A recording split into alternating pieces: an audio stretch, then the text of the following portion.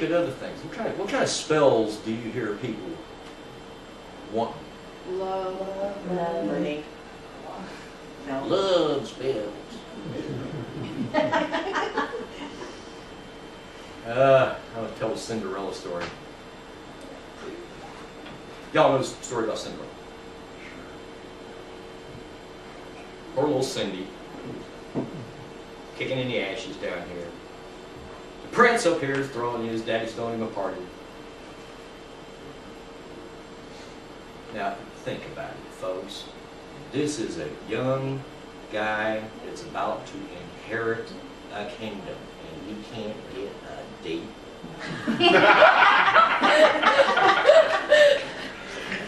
The king has to send the soldiers out to drag the girl in.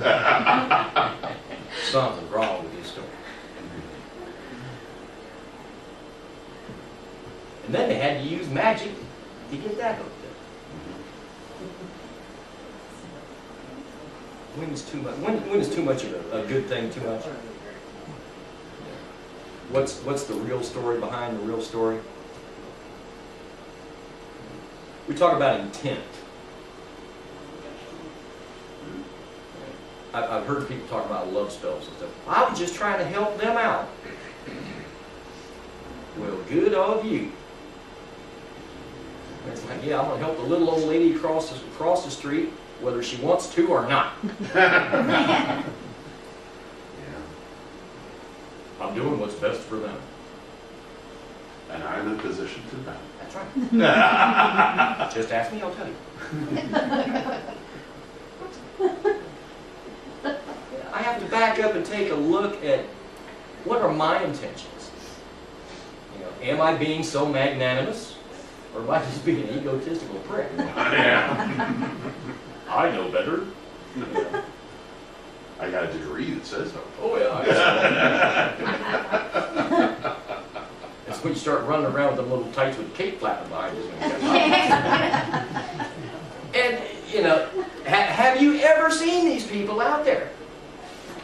Send me $29.95, I can change your life. Send me $29.95, I can change my life. Especially if I get a couple hundred of them.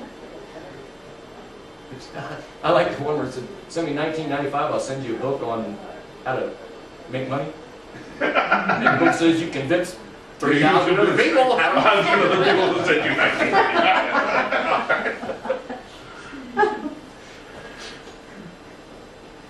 That's the ethics behind this. What's your real reason? Yeah.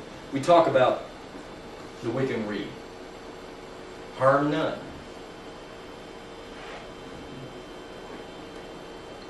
Just because you don't see the harm, does that mean It doesn't exist. it doesn't exist? Let me tell you, sir, how many people in here are Wiccan?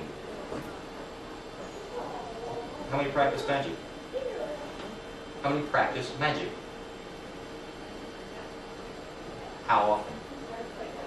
Every day. According to what you consider magic. There's times I get pretty magical and eyes open in the morning. Kind of open up, look around, and oh yeah, still here. Sometimes that is magic.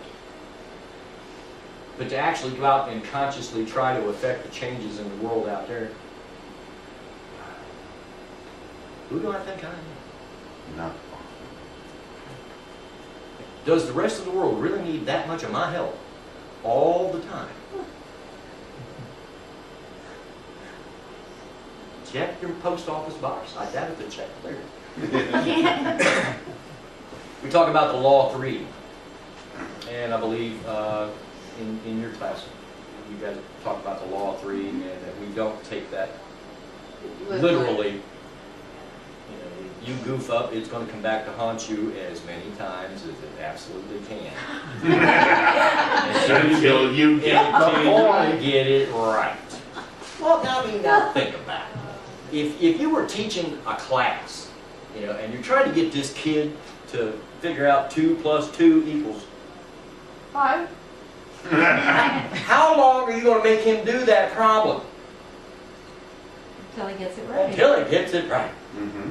You know, 3 times gonna do it? Maybe. 10 times gonna do it? Maybe. You know, I have to call his parents, you know, sometimes you gotta do what you gotta do. I don't know about you guys, but I've had a few spiritual clue by fours in my life. You know you're screwing up when it's it ain't the bolt of lightning, it ain't the burning bush, it ain't none of that, you know, I ain't that lucky. You know, it's like right here. Sometimes you get the point. Sometimes you don't. I have to back up and look at my motivation, my intent. Real quick, I wanted to touch on the topic of black magic and white magic. I mean, how many of you have ever been asked that? You practice black magic? Yes. What color's magic? Lots of them. Magic is a tool. Is a hammer evil? According to whose hands it's in. Learn what's being done with it. Yeah. I mean, you take a carpenter's hammer and you put it in the right person's hands. He can build amazing things. Take the same hammer, put it in a psychopath's hands, you got a problem. Now, when I was going to college and working with construction crews, I know a few people who should not be handling hammers. They're dangerous to themselves and others. Not intentionally. They're just klutzes. You don't give a child a chainsaw and show him how to start it. That's irresponsible. He's going to hurt himself or somebody else. Or he's going to really mess up your living room bad. I don't see magic as being any different than that. Personal responsibility. Are you trying to play with a chainsaw and don't even know how to start it right? Are you trying to play with a hammer and you've never been able to drive a nail in your life? Doesn't mean you can't learn. But learn properly. Learn the reasons why. Does that make sense? The magic is only as evil as the person that's using it.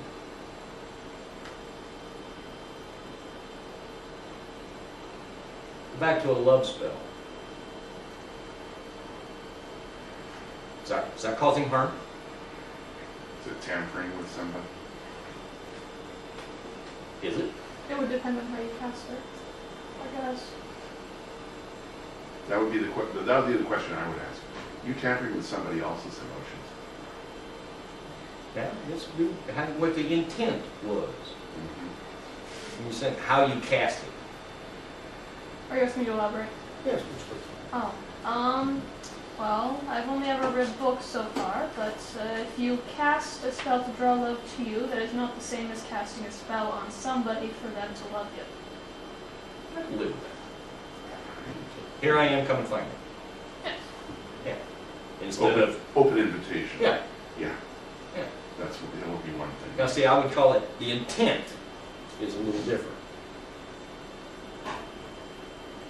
I'm only affecting me. I'm open. I'm going to be receptive. Instead of picking out a target Yeah. and playing Cupid.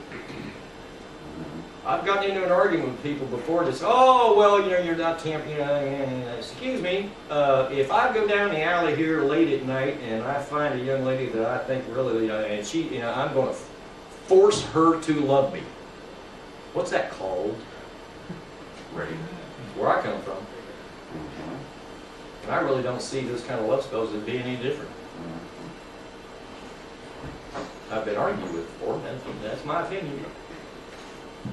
But no, I would agree with you. You toss it out there, here I am. That's leaving things open.